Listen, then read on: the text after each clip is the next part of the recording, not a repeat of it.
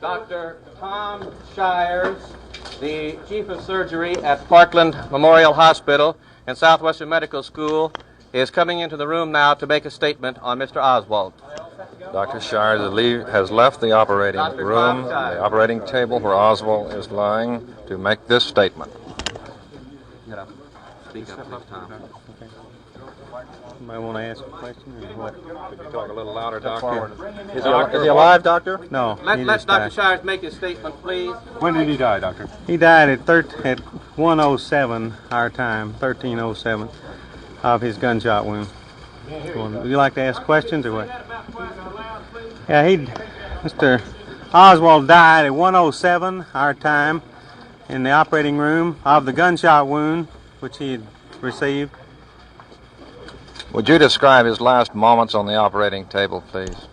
The last moments were rather hectic. He had a cardiac arrest from all the massive blood loss and massive injury. The last few minutes were spent in cardiac resuscitation, open heart massage, electrical defibrillation, internal defibrillation, and finally there were absolutely no signs of life at all, fixed dilated pupils and all the signs of death. How many surgeons were working on him at the time? There were 4 actually operating scrubbed at the same time, besides the others. How long after the cardiac arrest did he die? I don't really know. I imagine 20 or 30 minutes. Did he ever talk to you or say anything? No, he never regained consciousness at all. In fact, before surgery, we had no blood pressure, a few agonal respiratory efforts, and that was all. During the operation, once we got control of the major vessels, the aorta, the vena cava, the kidney injury, we had a blood pressure for a time, but then we had the cardiac arrest, which was obviously incident to massive blood loss, the anoxia that had occurred. This was again a fatal wound that he received. Was there ever any chance for him to recover? Well, there's always a chance as long as you have signs of life, and we had at least a heartbeat preoperatively, so there was a slight chance. So we. What was your impression when you first saw him, though? Did you have any hope on your first impression for recovery? Not much, although again, there's always a chance. The course of the bullet wound through the upper abdomen was such one could feel the bullet under the skin on the right side, the entrance wound in the upper abdomen on the left side. We've guessed that he had injured all the major vessels in the between space, and sure enough he had.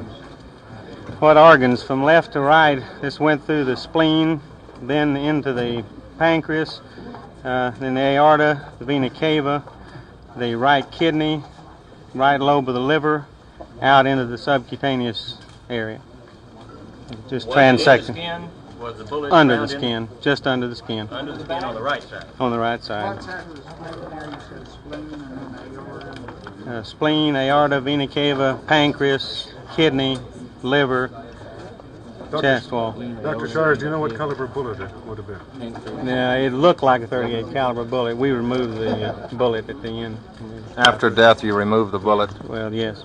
It looked like what, sir? .38 caliber. Just guessing. You didn't have blood pressure before surgery? No blood pressure at all. Did you say that he did have damage upon investigating?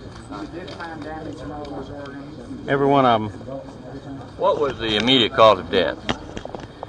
The gunshot wound. The final cause of death was massive injury with massive blood loss and then cardiac arrest. Doctor, would you say that Oswald might have had a weak heart to begin with? No way of telling. It actually did not appear to be damaged previously.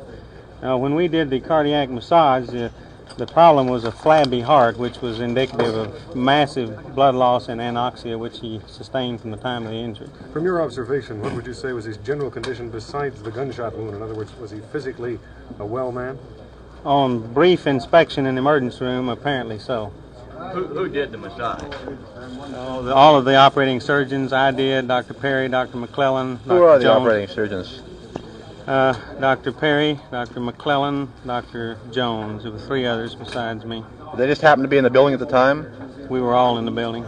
Did you first inform his relatives of the death before you came here? No, I came right here from the operating room, escorted from the operating room.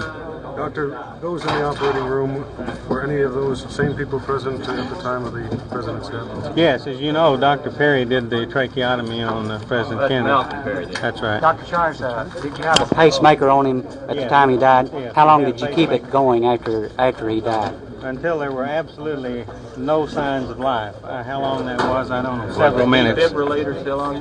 Defibrillator was used several times, He yes. had determined death was at about 1:07 p.m. That's right, 107.